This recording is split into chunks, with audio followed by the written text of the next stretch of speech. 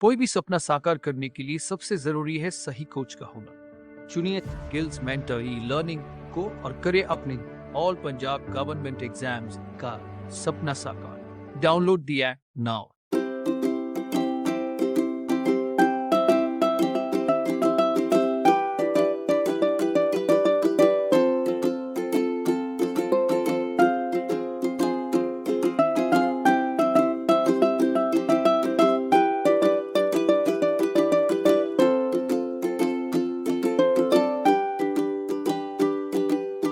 दिसंबर 1971 में भारत और पाकिस्तान के बीच तीसरा युद्ध लड़ा गया था और इसी युद्ध के दौरान राजस्थान के घने रेगिस्तान में छोटी सी जगह लोंगेवाला के बॉर्डर पर एक डिसाइसिव बैटल हुई थी, जिसने 1971 में हुए भारत पाक युद्ध का रुख बदल दिया था। 3 दिसंबर 1971 को भारत के कई एयरफील्ड्स पर अटैक करके पाकिस्तानियों ने अपनी करतूत से हिंदुस्तानी फौजियों का खून खौला दिया था।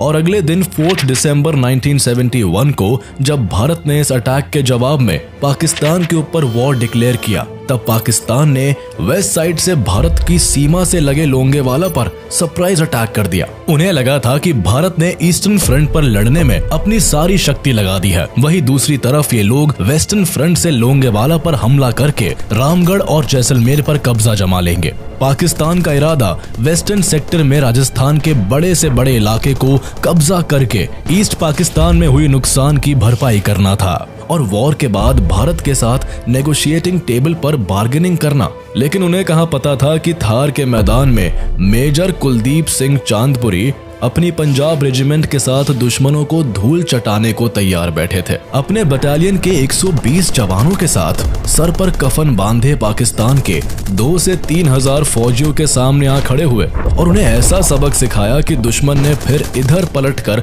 आने की हिम्मत नहीं दिखाई। 1971 के दौरान 4 से 7 दिसंबर तक चले बैटल ऑफ लोंगेवाला की कहानी वीरता की ऐसी मिसाल पेश करती है जिसे हमारा इतिहास हमेशा प्राउडली दोहराता रहेगा। कौन थे ये मेजर कुलदीप सिंह चांदपुरी और क्या थी बैटल ऑफ लोंगेवाला की असली कहानी? कैसे मात्र 120 भारतीय सैनिकों ने पाकिस्तान के ऑलमोस्ट 2 से 3 हजार फौजियों को मार भगाया था? साल 1971 तक ईस्ट पाकिस्तान के अंदर चल रहे सिविल वॉर अपनी सारी लिमिट क्रॉस कर चुका था। पाकिस्तान की भेदभाव की पॉलिसी से परेशान होकर ईस्ट पाकिस्तान के लोग एक अलग देश बनाने की मांग पर अड़े थे।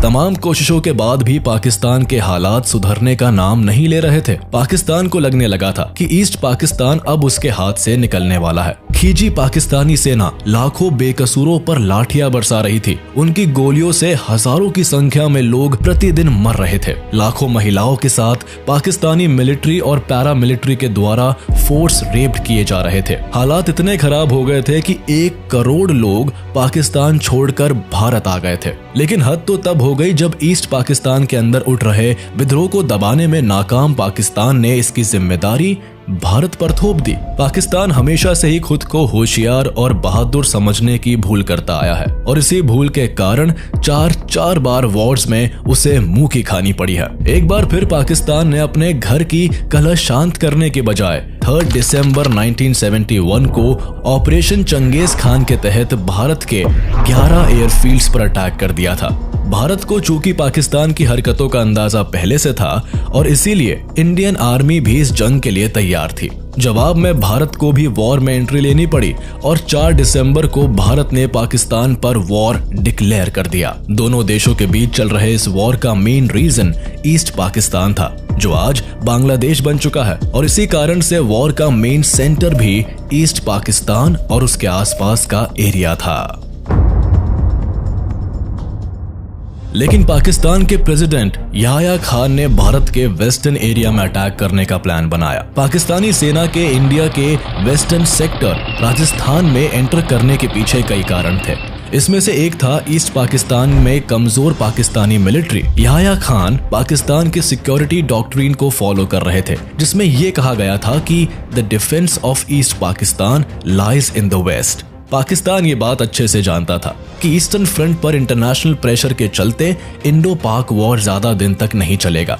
इसके अलावा याह्या खान इस बात को भी अच्छे से जानते थे कि ईस्ट पाकिस्तान को पूरी तरह डिफेंड करना नामुमकिन है। इसीलिए वो वेस्टर्न पाकिस्तान बॉर्डर्स की तरफ से ज्यादा इंडियन टेरिटरी को कब्जा करना चाहते थे। उन्हें लगा कि ईस्ट पाकिस्तान में हुए नुकसान की भरपाई के लिए वो इंडिया के वेस्टर्न सेक्टर में जीते हुए जमीन को लेकर भारत के साथ पोस्ट वॉर में नेगोशिएशंस करेंगे, जिससे भारत को झुकना पड़ेगा। दूसरी बात, पाकिस्तान ये भी सोच रहा था कि भारत ने तो अपने सारे रिसोर्सेज ईस्ट पाकिस्तान की तरफ लगा रखे हैं, ऐसे में अगर वो इंडिया के वेस्टर्न सेक्टर में एंट्री करेंगे तो भारत की मिलिट्री उसमें उलझ जाएगी और वॉर में कमजोर पड़ जाएगी। इससे पाकिस्तान आसानी के साथ वॉर जीत जाएगा।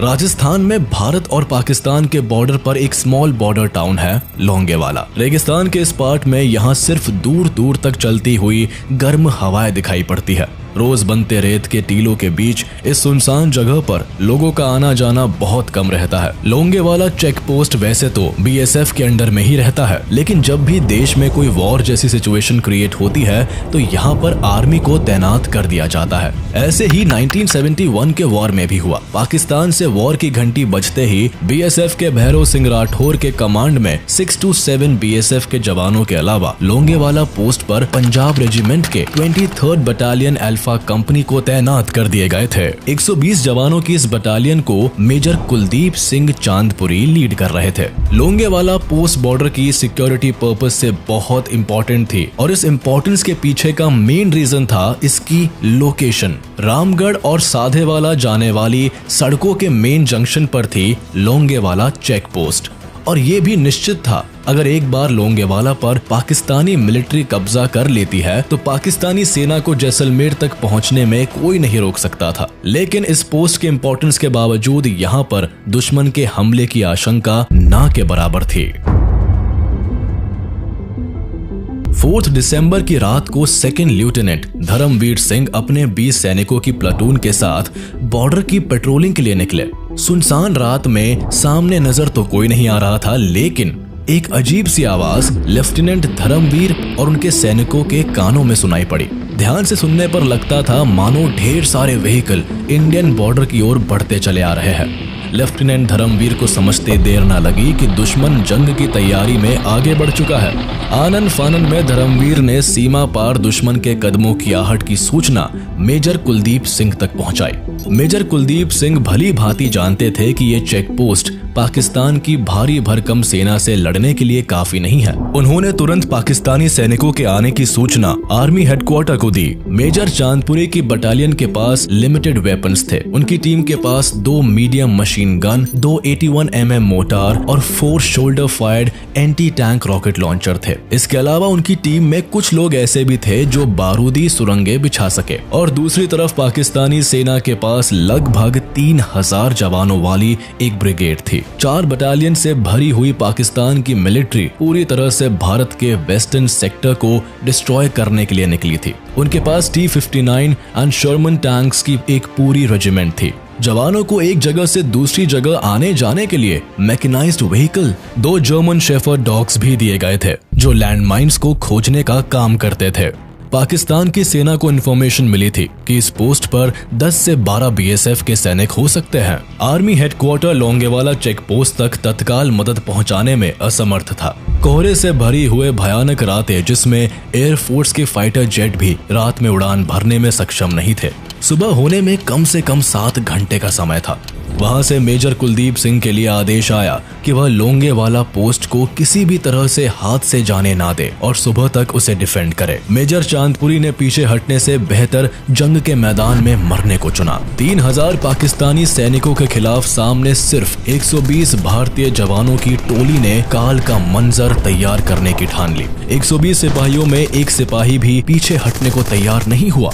मेजर कुलदीप सिंह चांदपुरी भी ये जानते थे कि इस पोस्ट से पीछे हटने का मतलब पाकिस्तानी सेना को जैसलमेर के लिए सीधा रास्ता देना था, जिसके लिए वो किसी भी कीमत पर तैयार नहीं थे। एक बार टाइम्स ऑफ इंडिया के इंटरव्यू में उन्होंने कहा था कि मैंने अपने 120 जवानों को इकट्ठा करके कहा कि सिखों ने बहुत बड़ी बड़ी कुर्बानियां दी है। उन्हें गुरु गोविंद सिंह जी की कहानी बताई और साथ में ये भी कहा कि जो भी यहाँ से जाना चाहता है वो अभी जा सकता है, वो वही डटे रहेंगे। लेकिन उनके इस मोटिवेशनल स्पीच के बाद एक भी जवान पीछे नहीं हटा और रात भर जिस तरह से इस बटालियन ने लोंगेवाला को डिफेंड किया उसे भारत का इतिहास कभी नहीं भूल पाएगा। पाकिस्तान के 3000 सैनिक T-59 टैंक्स, शोमन टैंक्स और हथियारों के साथ आगे बढ़ते हुए चले आ रहे थे।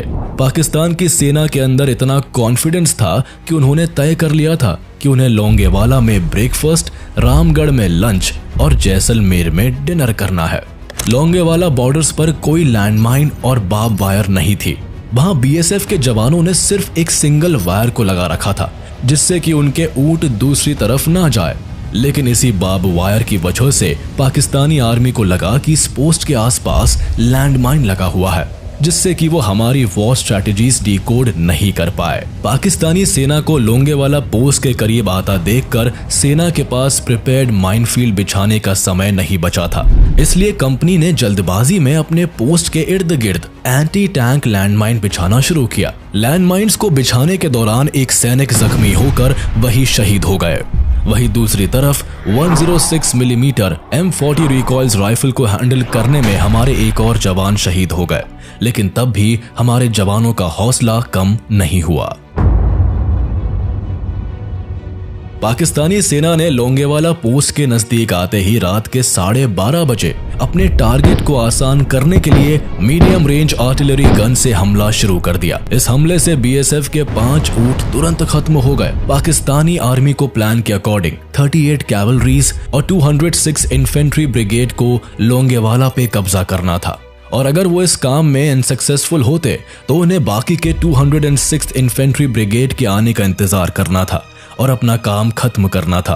22 कैवलरीज और 38 बलोच को लोंगेवाला से सीधे निकलते हुए रामगढ़ की तरफ बढ़ना था। बाकी के 51 इन्फेंट्री ब्रिगेड को उनका पीछा करना था। बॉर्डर क्रॉस करने के बाद 38 कैवलरीज के अधिकांश टैंक्स या तो खराब हो गए या रेत में फंस गए। पाकिस्तानी वॉर स्ट्रेटजीज की प्लानिंग यहाँ फेल हो गई थी क्योंकि उन्हें इस बात का एहसास नहीं था कि शोरमन एंड T-59 चाइनीज टैंक्स नरम रेत पर बहुत ही धीमी गति से चलेंगे। ये टैंक्स इस तरह के स्विफ्ट ऑपरेशन को पूरा करने के लिए नहीं थे। ऐसी कंडीशन में लोंगेवाला से रामगढ़ की पक्की सड़क तक केवल 2 टैंक्स ही पहुंचे। 38 कैवलरी के स्लो प्रोग्रेस को देखकर 18 इन्फेंट्री डिवीजन के कमांडिंग ऑफिसर ने आगे की टुकड़ियों का दौरा किया और 22 कैवलरी एंड 38 बलोच को आगे बढ़कर लोंगेवाला को कब्जा करने का आदेश दिया। इसी बीच रात के 2:30 बजे तक इंडियन आर्मी के 2 जीप 106 मिलीमीटर की RCL गन्स के साथ लोंगेवाला पोस्ट पर पहुंच चुकी थी। पाकिस्तान की ओर से 22 कैवलरी एंड 38 बलोच लोंगेवाला को कब्जा करने के लिए बढ़ते चले आ रहे थे और सुबह के 4 बजने तक लोंगेवाला पोस्ट को पाकिस्तानी सेना ने पूरी तरह से घेर लिया था। यह भारतीय सैनिकों के लिए परीक्षा की घड़ी थी। दुश्मन ने हमला शुरू कर दिया था और धीरे धीरे पोस्ट पर कब्जा करने के लिए आगे बढ़ रहे थे।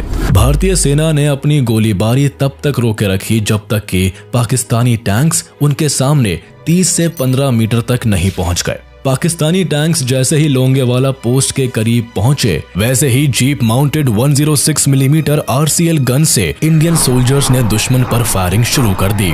देखते ही देखते पाकिस्तान के 2 टैंक्स डिस्ट्रॉय हो गए थे। एलिवेटेड पोजीशंस पर होने की वजह से इंडियन आर्मी को RCL गन से फायरिंग बहुत इफेक्टिव साबित हुई। इससे पाकिस्तानी टैंक्स का थिनर टॉप आर्मर पर आसानी से निशाना लग जाता था, जिसकी वजह से टैंक्स को डिस्ट्रॉय होते देर ना लगती। पाकिस्तानी टैंक्स के पीछे एक एक्स्ट्रा फ्यूल टैंक लगे हुए थे।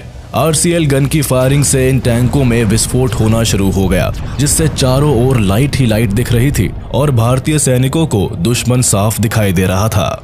दुश्मन के टैंक्स लोंगेवाला पोस्ट के पास बालू पर बहुत धीरे से चल रहे थे, जिससे भारतीय सैनिकों को उन पर अटैक करने में और आसानी हो रही थी। हमले की शुरुआत में लोंगेवाला पोस्ट को डिफेंड करने में भारतीय सैनिकों को जरूर थोड़ी सफलता मिली, लेकिन इसके बावजूद सैनिकों की संख्या में बहुत अंतर था। उन्हें पता था कि यदि दुश्मन की सेना लोंगेवाला पोस्ट तक पहुंच गई तो पोस्ट को डिफेंड करना इम्पॉसिबल हो जाएगा। इन सब के बीच 22 कैवलरी एंड 38 बलोच धीरे धीरे लोंगेवाला पोस्ट पर हमला करने के लिए बढ़ रही थी, लेकिन लोंगेवाला पोस्ट के काफी करीब पहुंचकर वो रुक गए। दरअसल हुआ ये कि पाकिस्तानी अटैक को लीड करने वाले इन्फेंट्री ब्रिगेड को पोस्ट के आसपास बार्ब्ड वायर दिखाई दी। ये वही बार्ब्ड वायर था जिसको बीएसएफ ने अपने ऊंटों के लिए लगाया था, लेकिन दुश्मन इस बात से बिल्कुल अनजान था। पाकिस्तानी सैनिकों को लगा कि यहाँ पर एंटी टैंक लैंडमाइन बिछाई गई है। इससे बचने के लिए पाकिस्तानी सेना की ओर से सैपर्स लाए गए थे जिससे माइनफील्ड्स को हटाया जा सके। वहीं दूसरी ओर भारतीय सैनिक लगातार और सटीक गोलीबारी कर रहे थे जिससे पाकिस्तानी सेना के लिए आगे बढ़ना मुश्किल हो रहा था। इसके साथ ही लोंगेवाला पोस्ट के आसपास लैंडमाइंस होने की संभावना के कारण पाकिस्तानी सेना अटैक को रोककर पूरे 2 घंटे तक माइनफील्ड्स को ढूंढने में उलझी रही, जिसकी वजह से लोंगेवाला पोस्ट को डिफेंड करने में इंडियन आर्मी को काफी मदद मिल गई और इंडियन एयर फोर्स को अपनी तैयारी करने का समय मिल गया। अब जब फ्री होकर पाकिस्तानी सेना लोंगेवाला पोस्ट पर हमला करने के लिए तैयार थी, तब तक सुबह हो चुकी थी और अब लोंगेवाला पोस्ट पर इंडियन आर्मी का रीइंफोर्समेंट्स भी पहुंचने वाला था। पाकिस्तानी सैनिक और आगे बढ़े। जब वे 15-20 मीटर की रेंज तक आ गए, तब भारतीय सैनिकों ने उन पर हमला करना शुरू कर दिया। अचानक भारतीय सैनिकों का तेज हमला देखकर पाकिस्तानी सेना कुछ देर के लिए शॉक्ड रह गई। वे समझ ही नहीं पाए कि अचानक ये सब कैसे हो गया था। जैसा उन्होंने सोचा था, बात उससे उल्टी हो गई थी। चेक पोस्ट के आसपास ऊंचे एरियाज में बैठे हुए इंडियन आर्मी के जांबाज लगातार पाकिस्तानी सैनिकों पर गोलीबारी कर रहे थे। सूरज निकलने के साथ ही सुबह के 7:30 बजे इंडियन एयरफोर्स के hunters fighter jet Longewala post के ऊपर पहुंच चुकी थी। देखते ही देखते हंटर्स पाकिस्तानी टैंक्स के ऊपर आसमान से रॉकेट्स की बरसात करने लगे। कुछ ही देर में पाकिस्तान की 5 टैंक्स पूरी तरह बर्बाद हो चुके थे। कई पाकिस्तानी सैनिक मारे जा चुके थे। इंडियन एयरफोर्स का हमला इतनी तेज था कि पाकिस्तानी सैनिकों को जहां मौका मिल रहा था जान बचाकर भाग रहे थे। पाकिस्तान की पूरी मिलिट्री तितर बितर हो चुकी थी। इसके बाद इंडियन एयरफोर्स के हंटर्स हमला करके वापस लौट गए, लेकिन हंटर्स के जाने के थोड़ी देर बाद ही पाकिस्तानी सैनिक फिर से लोंगेवाला पोस्ट पर हमला करने के लिए तैयार होने लगे। उन्हें लगा कि अब इंडियन एयरफोर्स के पास रॉकेट्स की कमी हो गई, जिससे अब ये वापस नहीं आएंगे। अटैक शुरू ही हुआ था कि आसमान में फिर से हंटर्स मंडराने लगे। ये बैटलफील्ड में दूसरी इंडियन एयर स्ट्राइक थी। इस बार दुश्मन के 6 टैंक्स को पूरी तरह से डिस्ट्रॉय कर दिया और उनकी इन्फेंट्री ब्रिगेड पर भी अटैक किया। कुछ ही देर में हंटर्स अपने साथ जितने रॉकेट्स लाए थे बरसाकर वापस लौट रहे थे। इंडियन एयरफोर्स के विमान फ्यूल और रॉकेट भरने के लिए जैसलमेर तक जाते, लेकिन पाकिस्तानी सेना समझने लगती कि अब ये वापस नहीं आएंगे। सुबह के 8 बजे तक इंडियन आर्मी के 12 infantry division of southern command के 20th लैंसर्स के एक स्क्वाड्रन अपने AMX-13 टैंक्स और कुछ रशियन T-54 टैंक्स को लेकर लोंगेवाला पोस्ट पर पहुंच चुके थे। इस इन्फेंट्री को कमांड करने वाले कोई और नहीं बल्कि कर्नल बाबा गुरबचन सिंह थे। इसके अलावा 17th बटालियन राजपुताना राइफल्स भी लोंगेवाला पोस्ट पर पहुंच गए थे। अब पाकिस्तानियों के छक्के छुड़ाने के लिए भारतीय सैनिक अपने टैंक्स को लेकर तैयार बैठे थे।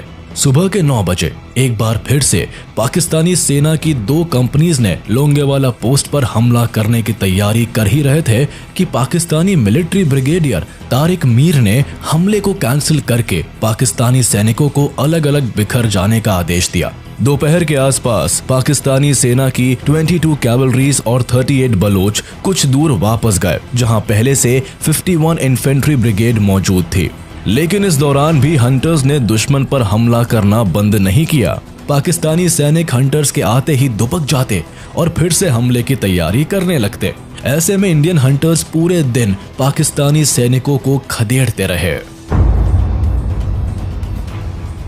कुछ ही देर बाद भारतीय सेना ने बढ़त हासिल करने के लिए पाकिस्तानी सेना के ऊपर 20th lancers and 17th battalion of Rajputana rifles ने अपना जवाबी हमला शुरू कर दिया। 5 दिसंबर की दोपहर तक पाकिस्तानी सैनिकों को पीछे हटने के लिए मजबूर होना पड़ गया। पाकिस्तान के 36 टैंक्स पूरी तरह तबाह हो चुके थे, जिसमें से 22 टैंक्स हंटर्स के अटैक से और 12 tanks ground anti tank fire से डिस्ट्रॉय कर दिए गए थे और 2 टैंक्स को कैप्चर कर लिया गया था।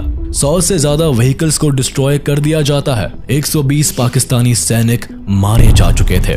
भारी तबाही के बाद भी पाकिस्तानी हेडक्वार्टर इस बात को मानने के लिए तैयार नहीं थे कि इतनी बड़ी संख्या में गए सैनिक कैसे आगे नहीं बढ़ पा रहे थे। अब पाकिस्तानी बटालियन को लीड कर रहे तारिक मीर को ऑर्डर दिया गया कि वह जैसलमेर और रामगढ़ जाने का प्लान कैंसिल करके पहले लोंगेवाला पोस्ट को कैप्चर कर ले। तारिक मीर ने वापस हेडक्वार्टर को बताया कि हमारी सेना लोंगेवाला तक पहुंचने के लिए भी काफी नहीं है, इसलिए आगे बढ़ना बहुत मुश्किल काम है। इसी रात पाकिस्तान की ओर से पाकिस्तानी पंजाब की 2 और बटालियंस लोंगेवाला बैटलफील्ड पर भेजी गई। रात में ही एक बार फिर पाकिस्तान की सेना ने वॉर का प्लान तैयार कर लिया। 6 दिसंबर 1971 की सुबह 3 बजे तारिक मीर को ऑर्डर दिया गया कि वो 22 कैवलरी की स्क्वाड्रन को फायर सपोर्ट दे, लेकिन तारिक मीर मामले को समझ चुका था। उसने आगे बढ़ने से साफ इनकार कर दिया और उन्होंने अपनी 51 ब्रिगेड की सेना को वापस ले जाने का मन बना लिया था। 6 दिसंबर को लगभग दोपहर में एक बार फिर से हेडक्वार्टर ने पाकिस्तान की पूरी बटालियन को वापस लोंगेवाला से जैसलमेर की ओर आगे बढ़ने का आदेश दिया। लेकिन शाम होते होते हेडक्वार्टर को भी रियलाइज हो गया था कि इस वॉर में पाकिस्तान पूरी तरीके से अपना कंट्रोल खो चुका है, इसलिए मजबूर होकर हेडक्वार्टर ने अपने लास्ट ऑर्डर में पूरी सेना को वापस बुला लिया। 7 दिसंबर से 11 दिसंबर के बीच पाकिस्तानी सेना धीरे धीरे करके बॉर्डर की तरफ बढ़ रही थी, लेकिन इस बीच भी इंडियन एयरफोर्स का कहर थमा नहीं था। जहां भी पाकिस्तानी सेना या टैंकर्स दिखते, एयरफोर्स के हंटर्स अपना अटैक शुरू कर देते और इस तरह पाकिस्तान लोंगेवाला का वॉर बुरी तरह हार गया था। इस लड़ाई में पाकिस्तान के 36 टैंक्स भारतीय सेना ने तबाह कर दिए थे। 200 से ज्यादा पाकिस्तानी सैनिक मारे गए थे। दरअसल पाकिस्तान की ये हार सिर्फ उनकी मिलिट्री की हार नहीं थी, बल्कि पाकिस्तान की इंटेलिजेंस एजेंसी की भी हार थी, जिसने ये अंदाजा लगाया था कि लोंगेवाला पोस्ट पर भारत किसी भी तरह से एयर स्ट्राइक नहीं कर सकता है। इन 3 दिनों में लोंगेवाला का मैदान धधक उठा था। चारों तरफ बस धुआं दिखाई दे रहा था। भारतीय जवानों के आगे पाकिस्तानी सेना समझ नहीं पा रही थी कि क्या हो रहा है। बिलबिलाए पाकिस्तानी सैनिक इधर उधर भाग रहे थे। ऐसा लगता था मानो वो इंडियन एयरफोर्स से अपनी जान की भीख मांग रहे हो। लोंगेवाला वॉर के दौरान Jaisalmer station commander air marshal MS बावा बताते हैं, 1971 के इंडो पाकिस्तानी वॉर की सबसे बड़ी लड़ाई लोंगेवाला में हुई थी, क्योंकि पाकिस्तान ने इतनी तैयारी के साथ कहीं भी अटैक नहीं किया था। लेकिन 10 गुना से ज्यादा संख्या में होने के बाद भी पाकिस्तान की सेना 4 दिसंबर से 7 दिसंबर तक चली लड़ाई में आगे नहीं बढ़ पाई। भारत के जाबाजों ने दुश्मन को चेक पोस्ट के आगे एक कदम भी नहीं बढ़ने दिया था, उल्टा बॉर्डर के बाहर धकेल आए थे। यह सब पॉसिबल हुआ था मेजर कुलदीप सिंह चांदपुरी के बहादुरी भरी लीडरशिप से, जिनके एक फैसले से राजस्थान के जैसलमेर जैसे इलाके को खतरे से बचा लिया था। बाद में भारत सरकार द्वारा मेजर कुलदीप सिंह के इस साहसी फैसले के लिए महावीर चक्र से नवाजा गया। भारत के इस जीत के बाद ब्रिटेन के फील्ड मार्शल RM कार्वर ने लोंगेवाला का दौरा किया था और मेजर चांदपुरी से इस बारे में जानकारी ली थी कि आखिर कैसे 120 सैनिकों ने 3000 पाकिस्तानियों के दांत खट्टे कर दिए थे। 1997 में इसी बैटल ऑफ लोंगेवाला वॉर पर बॉलीवुड की फेमस मूवी बॉर्डर आई थी, जिसमें सनी देओल ने मेजर कुलदीप सिंह का रोल निभाया था। कोई भी सपना साकार करने के लिए सबसे जरूरी है सही कोच का होना। चुनिए गिल्स मेंटर लर्निंग को और करे अपने ऑल पंजाब गवर्नमेंट एग्जाम्स का सपना साकार। Download the app now.